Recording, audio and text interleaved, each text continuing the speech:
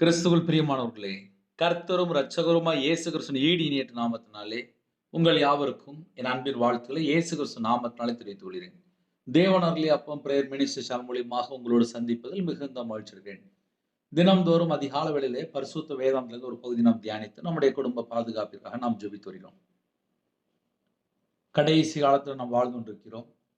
40 நாள் உபவாசம், அதே நேரத்திலே 40 நாள் சிலுவை தியானம். இந்த ரெண்டுமே நாம் காலையிலே தியானித்து புதிய நாளுக்காக நாம் ஜெபிக்கிறோம். தூங்கும் முன்பாக 8 மணிக்கு ஜெபிக்கிறோம். அதிலுமே 40 நாள் உபவாசத்தை குறித்து மற்ற செய்திகள் நாம் தியானித்து நைட் நேரத்தில் நாம் ஜெபிக்கிறோம். அதையும் தொடர்ந்து கேளுங்கள். இந்த 40 நாளுமே தேவ ஆவியினாலே நிரப்பப்பட வேண்டும். எல்லா குடும்பமும் பரிசுத்த ஆவியினால் நிரப்பப்பட வேண்டும். உபவாசத்தோடு காத்திருங்க. தேவனுடைய சமூகத்திலே காத்திருங்க. உங்களுக்கு எப்பமெல்லாம் நேரம் இருக்கோ இருக்கிற இடத்துல தனி ஜெபம் பண்ணுங்க. செல்போனை ஓரமாக ஒதுக்கி வைங்க. கையில் பைபிள் எடுத்து வாசிங்க. தேவனை அதிகமாக துதிங்க. உபவாச நாட்களில் நிறைய காரியங்களை நாம் தியானித்து கொண்டிருக்கிறோம். தொடர்ந்து இணைந்திருங்கள். இந்த நாளிலும் சிலுவை தியானத்தை நாம் தியானித்து இன்னைக்குள்ள உபவாச செய்தியை நாம் தியானிப்போம். வெளிப்படுத்தின விசேஷம் 1ஆம் அதிகாரம் 6ஆம் வசனத்திலே நம்மிடத்தில் அன்பு கூர்ந்து தமது இரத்தத்தினாலே நம்முடைய பாவங்களற நம்மை கழுவி தம்முடைய பிதாவாகிய தேவனுக்கு முன்பாக நம்மை ராஜாக்களும் ஆசாரியர்களும் ஆக்கின அவருக்கு மகிமையும் வல்லமையும் என்றென்றைக்கும் உண்டாயிருப்பதாக. ஆமேன். ஹல்லேலூயா. கிறிஸ்துவுக்குள் பிரியமானவர்களே,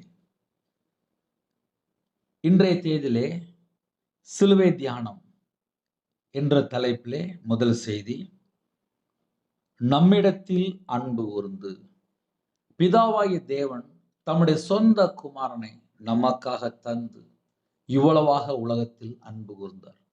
இயேசு கிறிஸ்து உலக இரட்சகராக வெளிப்பட்டார். உலகத்தின் பாவத்தை சுமந்து தீர்க்கிற தேவ ஆட்டுக்குட்டியாக வெளிப்பட்டார். நம்முடைய பாவங்களுக்காக மரித்து வேத வாக்கின்படி 3ஆம் நாள் உயிரோடு எழுந்தார். இன்றும் பிதானோட வலது பரிசத்தில் நமக்காக பரிந்து பேசிக் கொண்டிருக்கிறார். நம்மை ராஜாக்களும் ஆசாரியருமா மாற்றினார் என்று எழுதப்பட்டிருக்கு.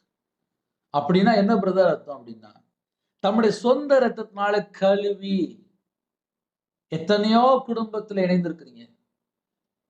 இயேசுவை யாரெல்லாம் சொந்த இரட்சகரா ஏற்றுக்கொள்றீங்களோ, தம்முடைய சொந்த இரத்தத்தினாலே நம்முடைய பாவங்கள், நம்முடைய அக்கிரமம், நம்முடைய மீறுதல், நம்முடைய துக்கம், நம்முடைய பலவீனம், நம்முடைய நோய் எல்லாவற்றையும் தாமே சிலுவையிலே சுமந்தார் என்று எழுதப்பட்டிருக்கு. நம்முடைய பாவங்களுக்காக மரித்தார்.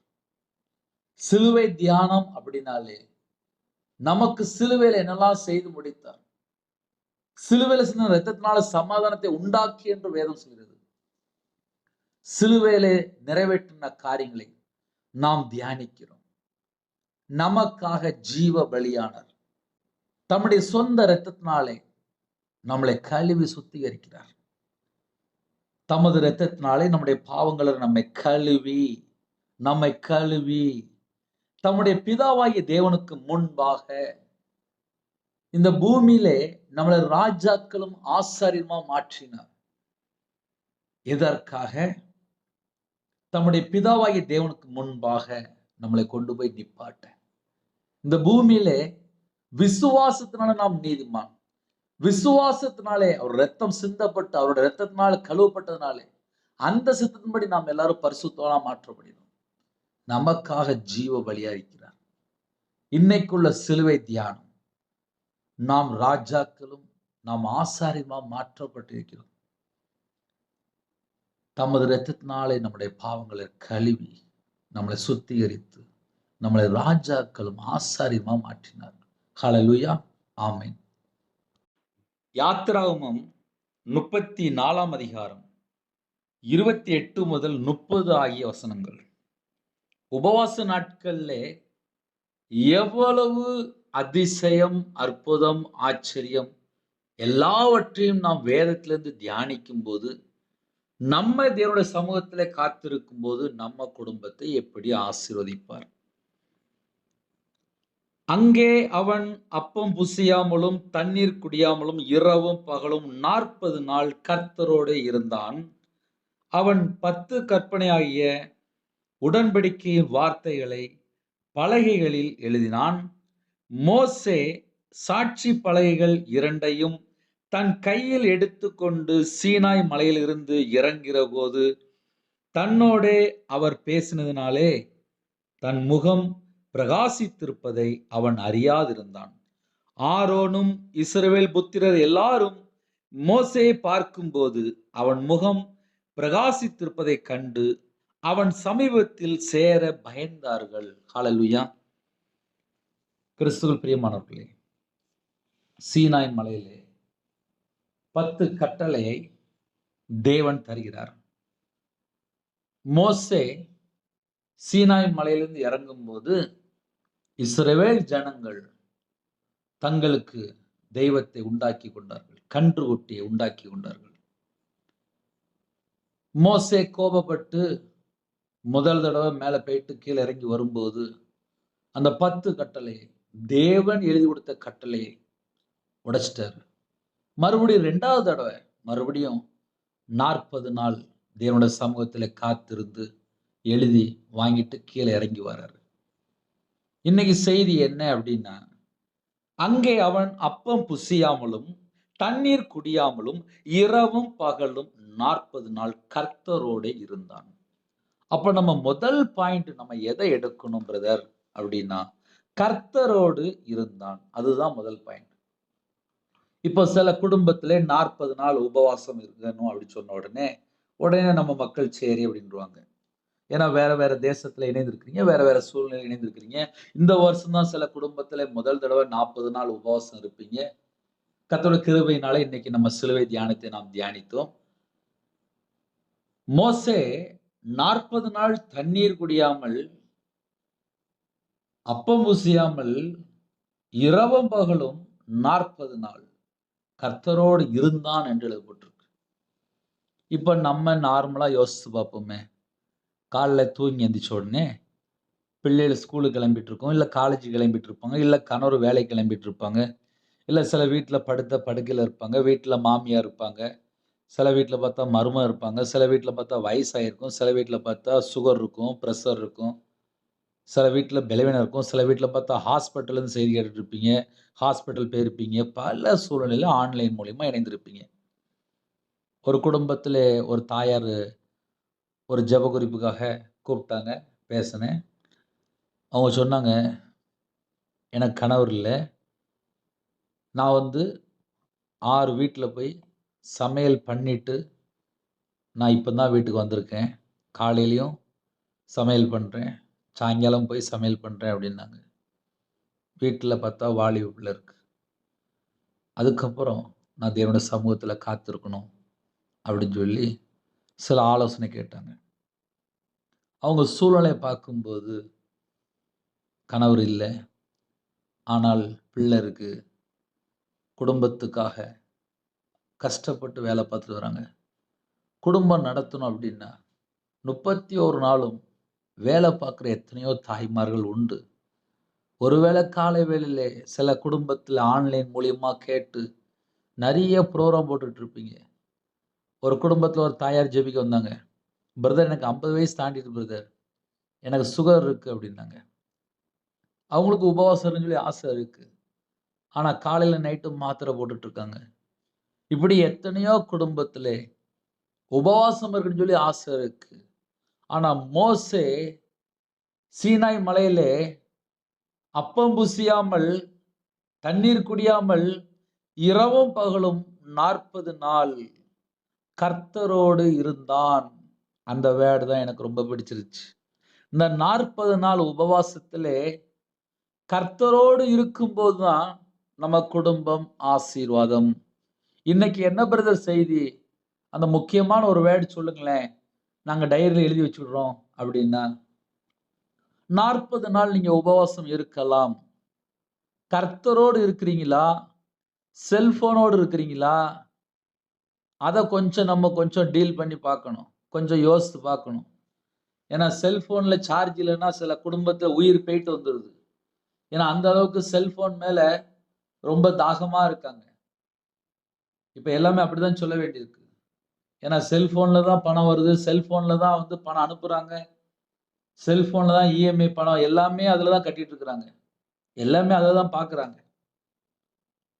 வெளியில போம்போது வண்டி சாவி, 2வது செல்போன் கையில இருக்கணும். அப்பதான் திருப்தியா போயிட்டு வருவாங்க. இல்லன்னா மறுபடியும் பாதியிலேயே செல்போன் எடுக்க வீட்டுக்கு வந்துருவாங்க. இப்படிப்பட்ட காலத்துல வாழ்ந்துட்டு இருக்கோம்.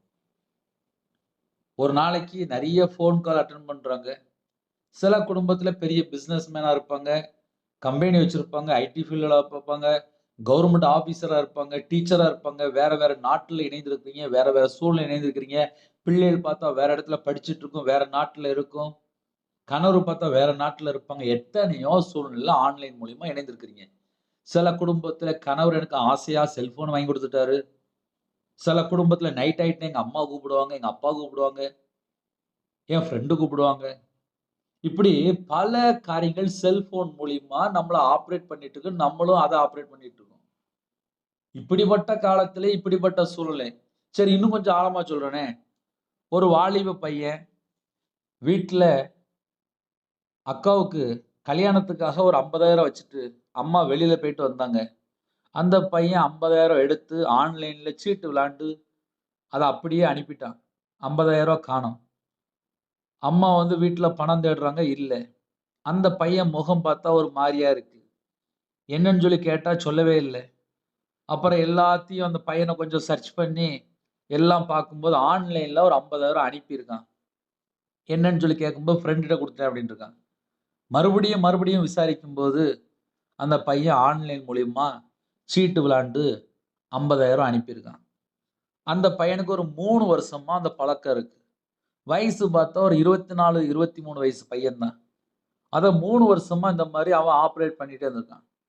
ஆனா ஒரு நாள் வெளியில வந்துட்டு, 29 வயசு கவர்ன்மென்ட் ஆபீசர்.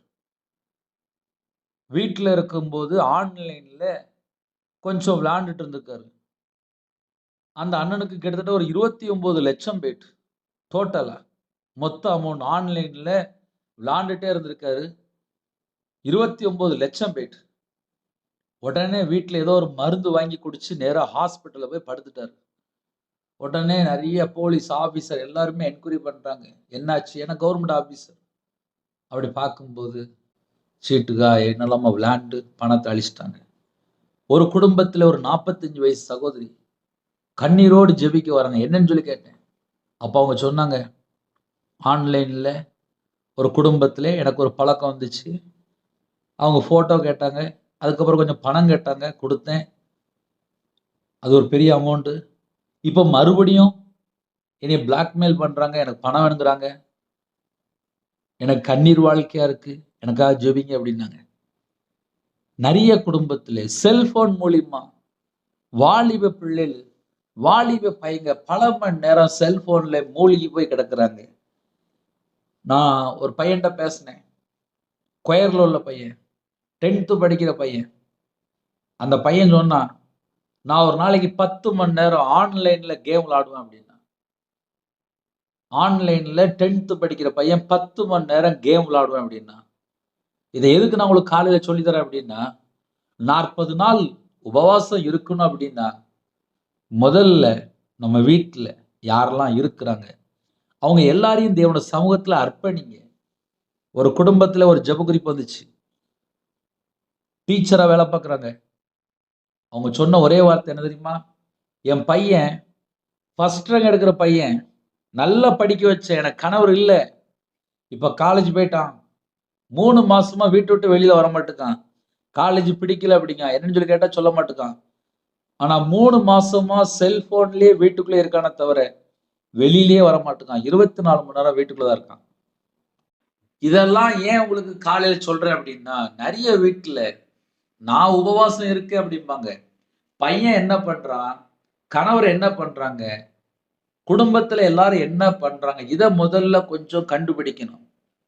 ஒரு குடும்பத்திலே ஒரு மகன் மேல ஆசைப்பட்டு அந்நிய நுகத்துல போய் ஒரு திருமணம் முடிச்சுட்டாங்க. அதுக்கப்புறம் அந்த மகளுடைய வாழ்க்கையில கண்ணீர், கண்ணீர், கண்ணீர். என்னன்னு சொல்லி கேட்கும்போது, கல்யாணம் முடிச்சு 2 வருஷம் ஆச்சு.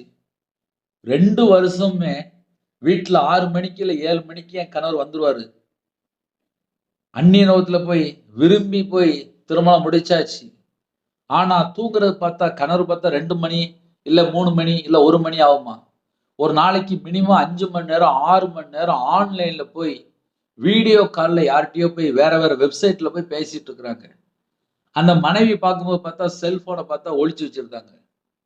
நீ போய் தள்ளி போய் படு அப்படின்றாங்க. அந்த மனைவி பார்த்தா கண்ணீர் வடிக்கிறா. ஐயோ! அந்த வீட்டுக்குள்ள பார்த்தா ஒரே கண்ணீர். சில குடும்பத்திலே செல்போன் மூலியமா குடும்பம் பிரிஞ்சு போயிருது. ஒரு குடும்பத்துல என்ன ஆச்சுன்னு சொல்லி கேட்டேன். என் கணவர் சந்தேகப்படுறாரு அப்படின்னாங்க. என்ன சந்தேகப்படுறாருன்னு சொல்லி கேட்டேன் உடனே. என் கணவர் எனக்கு ஒரு செல்போன் வாங்கி கொடுத்தாரு. இப்போ என் கணவருக்கு சந்தேகம் வந்துட்டு அப்படின்னு சொன்னாங்க. நான் மறுபடியும் கேட்டேன். நீங்க ஒரு நாளைக்கு செல்போன் எவ்வளவு நேரம் பாக்குறீங்க அப்படின்னு சொல்லி கேட்டேன். என் கணவர் காலையில வெளியில போயிருவாரு. சாயங்காலம் வர்றது வரையும் நான் செல்போன் தான் பார்த்துட்டு இருப்பேன். சாயங்காலம் வந்ததுக்கு அப்புறம் சமையல் பண்ணி கொடுத்துருவேன். சாப்பாடு போட்டு கொடுத்துருவேன். அதுக்கப்புறம் நைட்டு ஃப்ரீயா இருக்கும்போது செல்போன் தான் பார்ப்பேன் அப்படின்னாங்க. லாஸ்ட் என்ன நடந்துச்சு சொல்லி பார்க்கும்போது, கணவர் சந்தேகப்பட்டு அந்த வீட்டுக்குள்ள பெரிய பிரச்சனை ஆயிட்டு. இவ்வளவு காரியம் ஏன் நான் உங்களுக்கு காலையில சொல்றேன் அப்படின்னா, 40 நாள் உபவாசம் இருக்கணும்னு சொல்லி யாரெல்லாம் இருக்கிறீங்களோ, உங்க குடும்ப சூழ்நிலை என்ன? என்ன சூழ்நிலையில இருக்க போறீங்க, இருக்கிறீங்க? உங்க பிள்ளையோட வாழ்க்கையில எப்படி இருக்கு? சில குடும்பத்துல உபவாசமும் இருப்பாங்க, நாடகம் பார்ப்பாங்க, படமும் பார்ப்பாங்க. எதுக்கு உபவாசம்? தெரியாமயே போச்சு. மோசே இரவும் பகலும் 40 நாள் கர்த்தரோடு இருந்தான் அப்படின்னு எழுதப்பட்டிருக்கு. வசனம் அப்படிதான் எழுதப்பட்டிருக்கு. ஆனா இன்னைக்கு இருக்கிற எத்தனையோ கோடிக்கணக்கான ஜனங்கள் இப்ப இந்த செய்தியை நம்ம யூடியூப்ல தான் அனுப்புறோம். ஒரு குடும்பத்துல சொன்னாங்க, பிரதர் நீங்களே யூடியூப்ல தானே பிரதர் அனுப்புறீங்க அப்படின்னாங்க. ஆமா, யூடியூப்ல தான் அனுப்புறோம். ஒரு நாளைக்கு 6 மணி நேரம் செல்போன்ல, 8 மணி நேரம் செல்போன்ல இருந்தா அதையும் சேர்த்து சொல்ல வேண்டியிருக்கு. உபவாச நாட்கள்ல தேவனுடைய சமூகத்துல காத்திருந்து உண்மையிலே ஜெபம் பண்ணினால் அந்த குடும்பம் ஆசீர்வாதம். ஆனா சில குடும்பத்துல அப்படி செய்ய மாட்டுக்காங்களே, அதான பிரச்சனை. 40 நாள் உண்மையிலே தேவனுடைய சமூகத்துல காத்திருந்தால் ஆசீர்வாதம் தான். அதுல எந்த சந்தேகமும் இல்லை. 40 நாளும் அதுல ஒரு வேர்டு வருது, இரவும் போலும் 40 நாள் கர்த்தரோடு இருந்தான் அப்படி சொல்லி போட்டிருக்கு. இன்னைக்கு நம்ம 40 நாள் கர்த்தரோடு இருக்கிறோமா, இல்ல செல்போனோடு பல மணி நேரம் இருக்கிறோமா? அதை கொஞ்சம் யோசிக்கணும். ஏன்னா ஒரு 3 மணி நேரம் உபவாசம் இருப்பாங்க, இல்ல ஒரு 1 மணி நேரம் ஜெபம் பண்ணிட்டு இருப்பாங்க, இல்ல ஒரு அரை நாள் உபவாசத்தோடு இருப்பாங்க. சில நேரத்துல வீட்டுல ஃபேமிலியில ஏதாவது ஒரு ஃபோன் கால் வந்துட்டு இருக்கும். வியாபாரத்துல இருப்பாங்க, கம்பெனில இருப்பாங்க, வேலை பார்ப்பாங்க, ஆபீஸ்ல வேலை பார்ப்பாங்க. இப்படி பல சூழ்நிலையில நீங்க இணைந்திருப்பீங்க. அதனால உபவாசம் இருக்கிற கர்த்தருடைய பிள்ளைகள் எதுக்காக இருக்கிறோம், ஏன் இருக்கிறோம், அதை முதல்ல ஒரு டைரியில் எழுதி வச்சுக்கோங்க. மோசே கர்த்தரோடு இருந்தான், அந்த ஒரு வார்த்தை தான் இன்னைக்கு செய்தி. கர்த்தரோடு இருக்கும்போது ஆசீர்வாதம். உங்க கூட கர்த்தர் இருக்கும்போது தான் ஆசீர்வாதம். மோசே குறித்து அழகா எழுதப்பட்டிருக்கு. எனக்கு ரொம்ப பிடிச்சிருந்துச்சு இந்த வசனம்.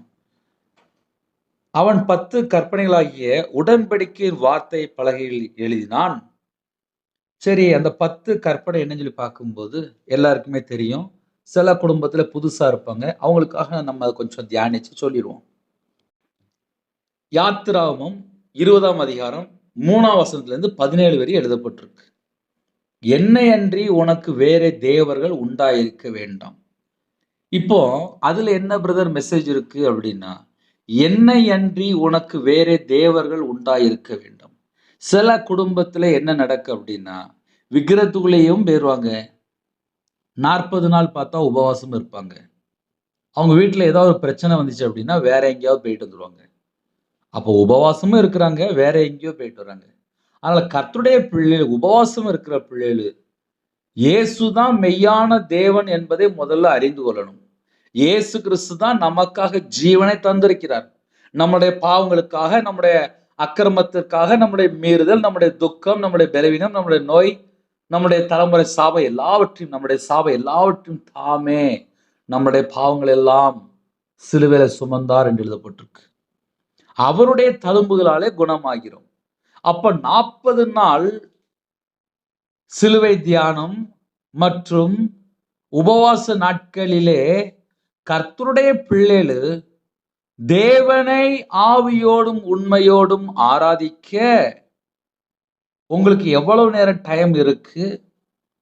ஏன்னா சில குடும்பத்துல காலையிலேயே 8 மணி 9 மணிக்கு 7 மணிக்கெல்லாம் வேலைக்கு போயிடுவாங்க. ராத்திரி 7 மணி 8 மணிக்கு தான் வருவாங்க. நைட்டு தான் கொஞ்ச நேரம் உபவாசம் இருக்க நேரம் இருக்கும். அதுல வீட்டுல வந்ததுக்கப்புறம் பார்த்தா பிள்ளைகள் இருக்கும், கணவர் இருப்பாங்க, பல சூழ்நிலையில இணைந்திருப்பீங்க. அதனால எவ்வளவு நேரம் உபவாசம் இருந்தாலும் உங்க இருதயம் தேவனோடு இருக்கா? அத கொஞ்சம் செக் பண்ணணும். ஹல்லேலூயா. என்னை அன்றி உனக்கு வேற தேவர்கள் உண்டாயிருக்க வேண்டாம். யாத்ராகமம் 20ஆம் அதிகாரம் 3ஆம் வசனம். மேலே வானத்திலும் கீழே பூமியிலும் பூமியின் கீழ் தண்ணீரிலும் உண்டாயிருக்கிறவர்களுக்கு ஒப்பான ஒரு சொரூபத்தை ஆகிலும் யாதொரு விக்கிரத்தை ஆகிலும் நீ உனக்கு உண்டாக்க வேண்டாம் என்று எழுதப்பட்டிருக்கு. அப்படின்னா என்ன பிரதர் அர்த்தம் அப்படின்னா, ஒரு சொரூபத்தை ஆகிலும் யாதொரு விக்கிரத்தை ஆகிலும் நீ உனக்கு உண்டாக்க வேண்டாம். அதை எப்படி சொல்றார் அப்படின்னா, மேலே வானத்திலும் கீழே பூமியிலும் பூமியின் கீழ் தண்ணீரிலும் உண்டாயிருக்கிறவர்களுக்கு ஒப்பான ஒரு சொரூபத்தை ஆகிலும் யாதொரு விக்கிரத்தை ஆகிலும் நீ உனக்கு உண்டாயிருக்க வேண்டாம். நமக்கு எல்லாமே இயேசு கிறிஸ்து மட்டும்தான். நமக்காக ஜீவனை தந்தவர் அவர் மட்டும்தான். இந்த கடைசி காலத்திலே எனக்கு இயேசு கிறிஸ்து போதும், இந்த உலகத்துல எந்த ஒரு விக்கிர வழிபாடுகளும் நான் போக மாட்டேன் அப்படின்னு சொல்லி தேவன் மேல யாரெல்லாம் நம்பிக்கையோடு 40 நாள் உபவாசத்தோடு இருக்கிறீங்களோ, உங்க குடும்பத்திலே ஒரு அதிசயம் நடக்கும், ஒரு அற்புதம் நடக்கும். கர்த்தருடைய வல்லமை வெளிப்படும், அவருடைய மகத்துவம் வெளிப்படும். இன்னைக்கு சில குடும்பத்துல என்ன நடக்கு அப்படின்னு சொல்லி ஆழமா போய் உள்ள பார்க்கும்போது அவங்களுடைய வீட்டுக்குள்ள விக்கிர வழிபாடு இருக்கு. சில குடும்பத்திலே மாந்திரிகத்துக்கு போய் பணம் கொடுத்து வராங்க. சில குடும்பத்திலே கர்த்தரை விட்டு தள்ளி போற எல்லா காரியமும் வீட்டுக்குள்ள இருக்கு. சாபத்தீடான பொருளும் வீட்டுக்குள்ள இருக்கு. விக்கிரத்தை சீ என்று வெறுக்க சொல்லியிருக்காரு, அதுவும் வீட்டுக்குள்ள வச்சிருக்காங்க. இதெல்லாம் வச்சுக்கிட்டு 40 நாள் உபவாசம் இருந்துட்டு என் வாழ்க்கையில எனக்கு அற்புதமே நடக்கல அப்படின்னு சொல்லி கேட்டுறக்கூடாது. ஒரு குடும்பத்துல 40 நாள் உபவாசம் இருக்கணும் அப்படின்னா, உங்க வீட்டுக்குள்ள இயேசு கிறிஸ்து வரணும் அப்படின்னா, கர்த்தரை விட்டு தள்ளி போற காரியம் எதெல்லாம் வீட்டுக்குள்ள இருக்குன்னு சொல்லி நீங்க தான் செக் பண்ணி பார்க்கணும். ஏன்னா வேதத்துல எந்த அளவுக்கு நம்ம சொல்ல முடியுமோ எல்லாத்தையுமே சொல்லிட்டு இருக்கோம். அப்படின்னா என்ன பிரதர் அர்த்தம் அப்படின்னா, கர்த்தருடைய நாமத்தை வீணிலே வழங்காதிருப்பாயாக. கர்த்தர் தம்முடைய நாமத்தை வீணிலே வழங்குறவனை தண்டியாமல் விடார். பரிசுத்தமுள்ள ஓய்வு நாளிலே நமக்கு இப்போ கடைசி காலத்துல ஏகப்பட்ட சர்ச்சில் 7 நாளுமே சர்ச்சு திறந்துருக்கு. 7 நாளுமே சர்ச்சு திறந்தா இருக்கு. தேவனுடைய சமூகத்துல உங்களுக்கு எப்பமெல்லாம் நேரம் இருக்கோ போய் உட்கார்ந்து ஜெபம் பண்ணுங்க. ஓய்வு நாளை பரிசுத்தமாய் ஆசரிக்க நினைப்பாயாக. ஞாயிற்றுக்கிழமை சர்ச்சுக்கு கண்டிப்பா போகணும். கர்த்தருடைய பிள்ளைகள் ஞாயிற்றுக்கிழமை வேற எந்த ஒரு ப்ரோக்ராம் போடக்கூடாது. கொலை செய்யாதிருப்பாயாக, விபச்சாரம் செய்யாதிருப்பாயாக, களவு செய்யாதிருப்பாயாக, பிறனுக்கு விரோதமாக பொய் சாட்சி சொல்லாதிருப்பாயாக. யோசுவா 7ஆம் அதிகாரத்திலே சாபத்தீடானதிலே கொஞ்சம் கொண்டு வந்து ஒளிச்சு வச்சுக்கிட்டாரு. அதனால சத்துருக்கு முன்பாக நிக்க முடியல. இன்னைக்கு சில குடும்பத்துல என்ன நடக்குன்னு சொல்லி பார்க்கும்போது, வீட்டுல பார்த்தா வேற யாருக்குள்ள ஒரு பொருள் வீட்டுல இருக்கும். அதெல்லாம் அந்த வீட்டுக்குள்ள சாபம் தான் இருக்கு. அந்த வீட்டுல முதல்ல மனம் திரும்பணும். யோசுவா 7ஆம் அதிகாரம் ஃப்ரீயா இருந்தா உட்கார்ந்து வாசித்து பாருங்க. அதுல ஏகப்பட்ட சத்தியம் எழுதியிருக்கு. இந்த லெந்த் டேஸ்ல அதையும் நம்ம தியானிப்போம். ஹல்லேலூயா. ஆகானுடைய சாபம் என்று எழுதப்பட்டிருக்கு. ஃப்ரீயா இருந்தீங்கன்னா உட்கார்ந்து வாசித்து பாருங்க. கொலை செய்யாதிருப்பாயாக, விபச்சாரம் செய்யாதிருப்பாயாக. விபச்சாரம் செய்கிறவன் மதிகெட்டவன் என்று எழுதப்பட்டிருக்கு. கடைசி காலத்திலே சில வீட்டிலே சில குடும்பத்திலே என்ன நடக்கு அப்படின்னு சொல்லி பார்க்கும்போது, விபச்சார அடிமையில போய் சிக்கி கொள்றாங்க, மோக இச்சையில போய் சிக்கி கொள்றாங்க, காம விகாரத்துக்கு ஒப்பு கொடுத்துருந்தாங்க, அசுத்தத்துக்கு ஒப்பு கொடுத்துருந்தாங்க, அருவருப்பான காரியத்துக்கு ஒப்பு கொடுத்துருந்தாங்க, தீட்டான காரியத்துக்கு ஒப்பு கொடுத்துருந்தாங்க. அதுக்கப்புறம் என் வாழ்க்கையில எனக்கு நிம்மதி இல்ல, எனக்கு ஆசீர்வாதமே இல்ல அப்படின்னு சொல்லி உட்கார்ந்து புலம்பிட்டு இருப்பாங்க. அதனால கர்த்தருடைய பிள்ளைகள் ஆவிக்குரிய வாழ்க்கையில வளரணும் அப்படின்னா, இவ்வளோ காரியங்கள் செக் பண்ணி பார்க்க வேண்டிய காரியம் இருக்கு. நீங்க 40 நாள் உபவாசம் இருந்து தேவனோட சமூகத்துல காத்திருக்கிறீங்க அப்படின்னா, எவ்வளோ நேரம் தேவனோட சமூகத்துல காத்திருக்கிறீங்க? செல்ஃபோன எவ்வளோ நேரம் தொடாம இருக்கிறீங்க? ஏன்னா நெறைய குடும்பத்துல செல்ஃபோன கையில எடுத்துட்டு உபவாச நாட்களே மறந்து போயிருவாங்க. அப்புறம் சில குடும்பத்துல நாடகம் பார்த்துட்டு இருப்பாங்க, படம் பார்த்துட்டு இருப்பாங்க. அப்படியே வேற உலகத்துக்கு போயிட்டு வந்துருவாங்க. அப்புறம் எனக்கு நேரமே இல்ல அப்படிம்பாங்க. சில குடும்பத்துல ஃப்ரெண்டுட்ட பல மணி நேரம் பேசி நேரத்த வேஸ்ட் பண்ணிருவாங்க. இதெல்லாம் நம்ம செக் பண்ணி பார்க்க வேண்டிய காரியங்கள். பிறனுக்கு விரோதமா பொய் சாட்சி சொல்லாதிருப்பாயாக. பிறனுடைய வீட்டை இச்சையாதிருப்பாயாக.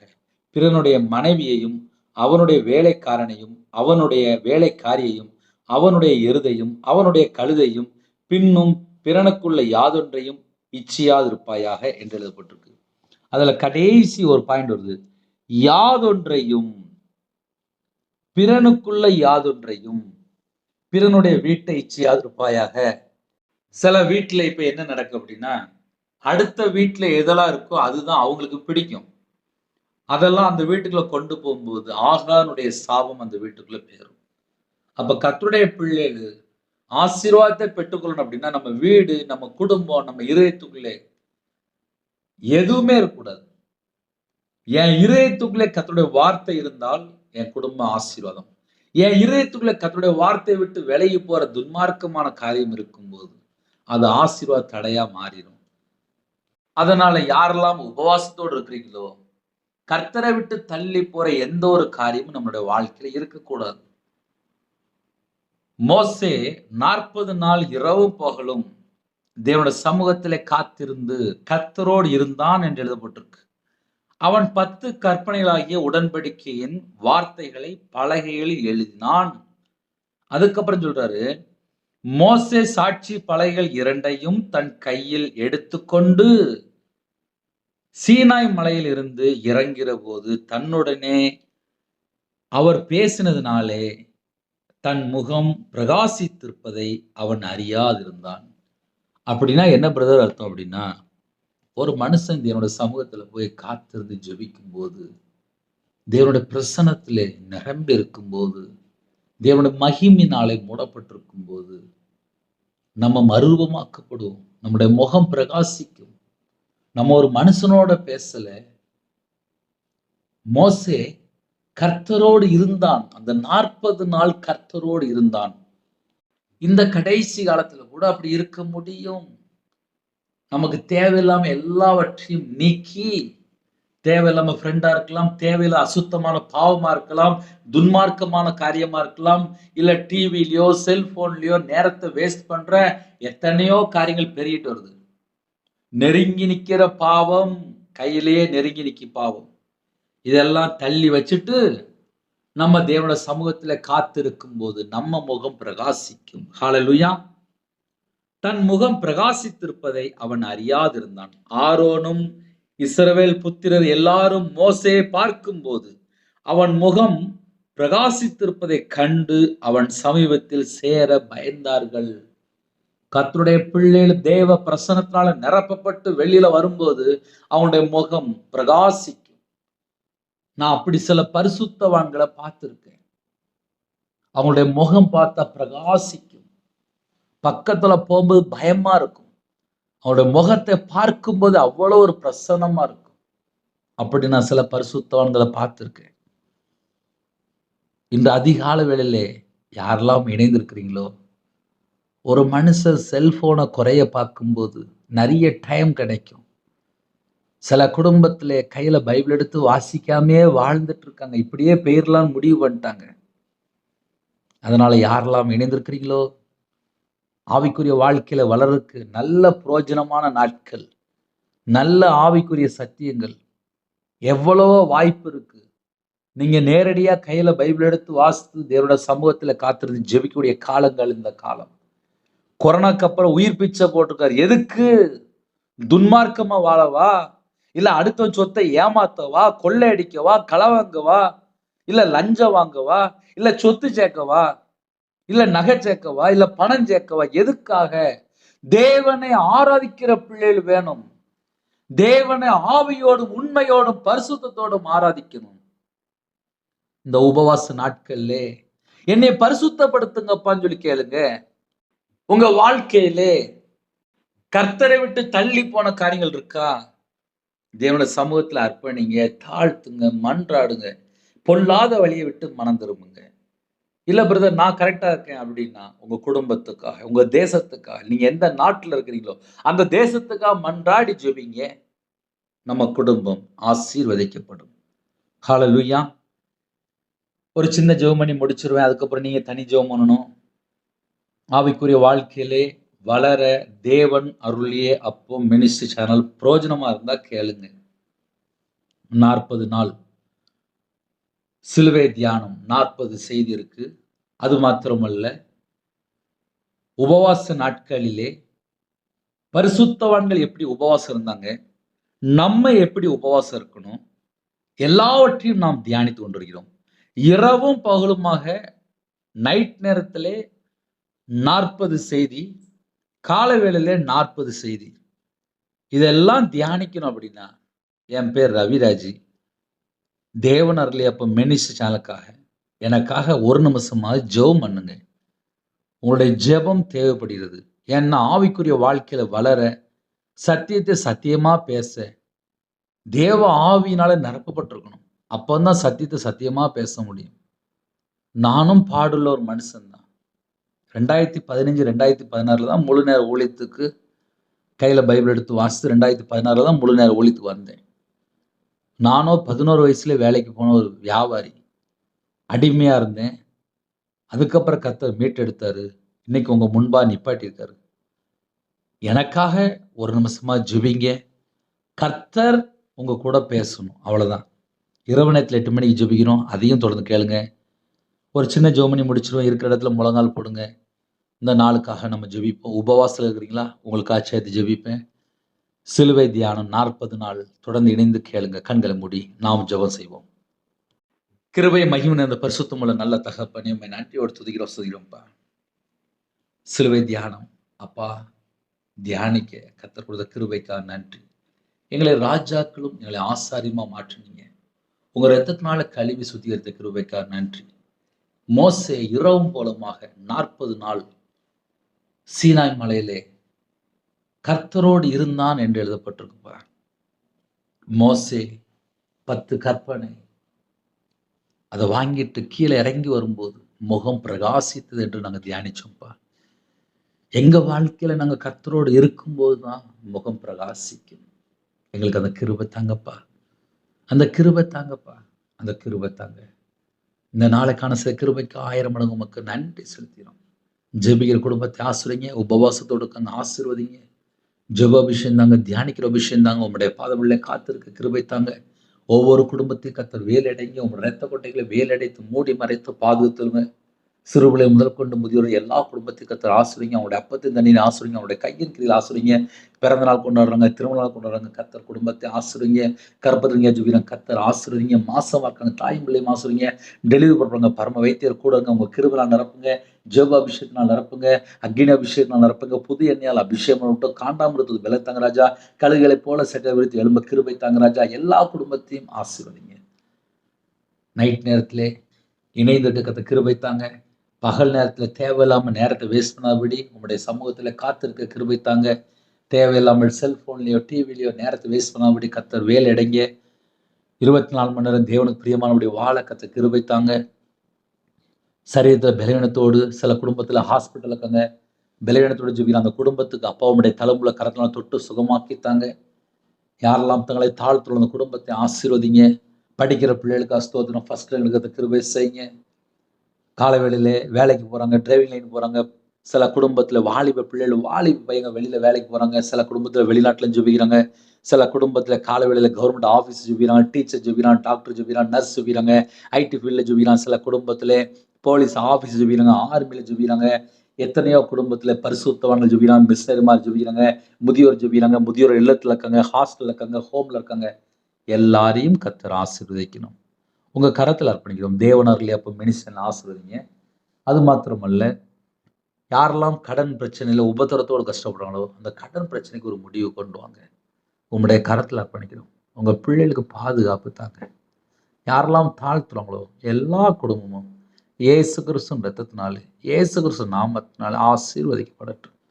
இந்த நாளை உங்களுடைய கரத்தில் அர்ப்பணிக்கிறோம். கர்த்தருக்கு பிரியமானபடி வாழ எங்களோட ஆவி, ஆத்துமா, சரீரம், சிந்தனை, நினைவு எல்லாம் அர்ப்பணிக்கிறோம். திருமணம் முடியாமல் வாலிப பிள்ளைகள் இருக்குப்பா, வாசல் திறந்து விடுங்க. திருமணம் முடிந்த குடும்பத்துக்கு கர்த்தர் வேலை அடைத்து மூடி மறைத்து பாதுகாத்துக் கொள்ளுங்க.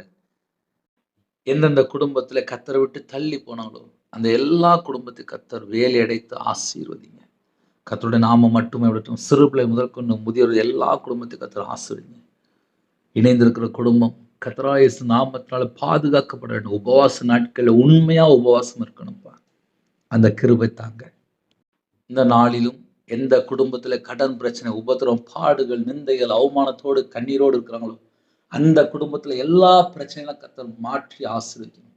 ஒவ்வொரு குடும்பத்துடைய பாத்திரமெல்லாம் நிரம்பி ஒழிக்கட்டும். விசாவுக்கா ஜெபிக்கிறாங்க, கவர்மெண்ட் வேலைக்கா ஜெபிக்கிறாங்க, வெளிநாட்டு போறக்கா ஜெபிக்கிறாங்க, எல்லா விதமான வாசல் திறந்தாங்க. எல்லா குடும்பமும் ரட்சிக்கப்படணும். எல்லாரும் மனம் திரும்பி பாவ மன்னிப்பை பெற்றுக்கொண்டு ஜீவ புஸ்தகத்திலே ஆட்டுக்குட்டியா ஜீவ புஸ்தகம் எழுதப்படணும். கிருபை தாங்க, கிருபை தாங்க, கிருபை தாங்க, கிருபை தாங்க. எல்லா குடும்பத்துக்கு கர்த்தர் வேலை அடைத்து மூடி மறைத்து பாதுகாத்துக் கொள்ளுங்க. உங்க நாமம் மகிமைப்படட்டும். உம்முடைய ஜீவனுக்களை தாழ்த்து துதிகான மகிமை எல்லாம் ஒருகே சுத்திரும். இயேசு கிறிஸ்து பிதாவே, ஆமென். தேவனுக்கே மகிமையுண்டதாக. கர்த்தர் தாமே உங்களை உங்கள் குடும்பத்தின் சகல காரியத்திலும் சம்பூர்ணமாக திருப்தியாக கர்த்தர் கூட பரிபூர்ணமாக ஆசீர்வதிப்பாராக. ஆமென்.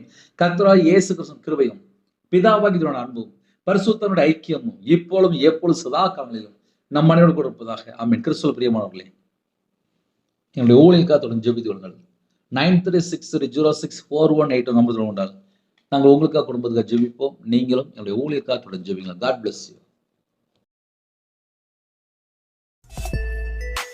Thanks for watching. Please subscribe our channel. Click the like and share. Click the bell. God bless you.